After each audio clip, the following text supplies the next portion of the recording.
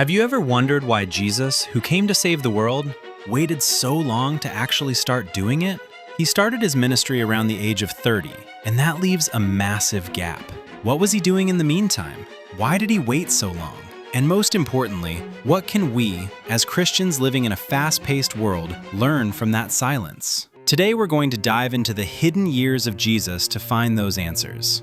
Let's start with the first big question. What was he actually doing for 3 decades? It's kind of wild when you think about it.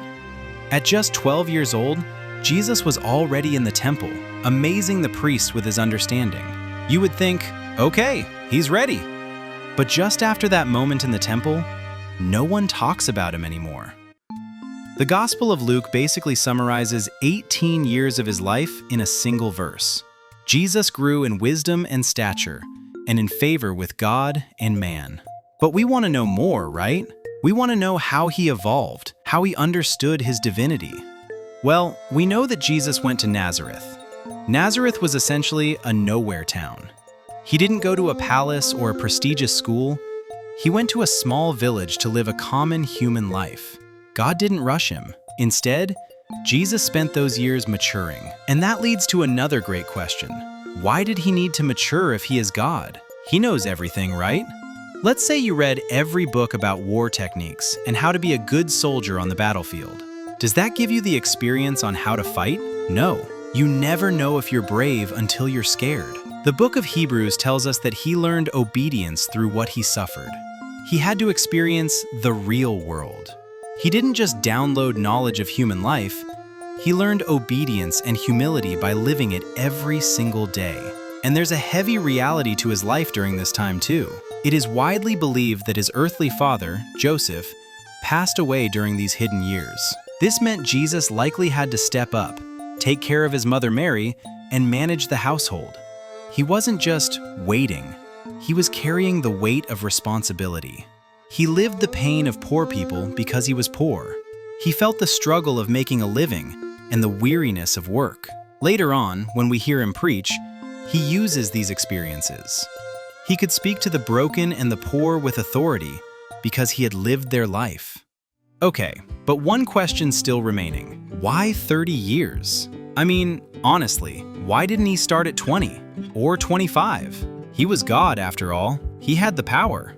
Well, it turns out the number 30 wasn't random. It was actually deeply rooted in the Jewish tradition. If we look back at the Old Testament, we see a pattern. King David, perhaps the most important figure in Israel's history before Jesus, was 30 years old when he became king. Joseph was 30 when he entered Pharaoh's service. Even the Levites, the priests, didn't begin their full temple duties until they were 30. So, Jesus was stepping into a timeline that people already recognized. There is a practical reason for this too. In that culture, 30 was considered the age of full maturity. If Jesus had started preaching at 20, he simply wouldn't have been taken seriously. His words might have been rejected just because of his age. By waiting until 30, he ensured that when he spoke, people listened with respect. He met the cultural standard for authority. But beyond culture, there's a spiritual reason too. Jesus stayed faithful to God's timing right up until the very end. We see this perfectly at the wedding at Cana. The wine runs out, and Mary, his mother, basically asks him to fix it. And what does Jesus say?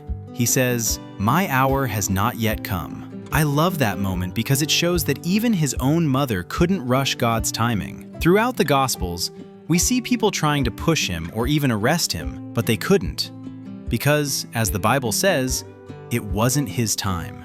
He was moving on a divine schedule, not a human one. So, what do we actually take away from this? Why does it matter to you and me right now? I know there are people watching this who feel like they are stagnant. Maybe you feel like God is being quiet in your life right now. If that's you, be calm and be patient. That silence, that's not God ignoring you. That is God preparing you. The problem is, us humans tend to be impatient. We want everything to be epic right from the start, and we want it fast. We want the platform, the promotion, or the breakthrough today. But often, we don't want to do the hard work of building the foundation first. We forget that hiddenness isn't empty time. It is a season of preparation. Remember, God's plan doesn't run on our anxiety.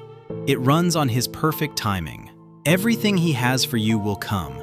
Not a moment earlier, not a moment later, but exactly right on time. And there you might ask, if God stays to His timing always, then what's the point of praying since we won't change God's plan? Well, that's for the next video, so make sure you subscribe to not miss it. God bless you.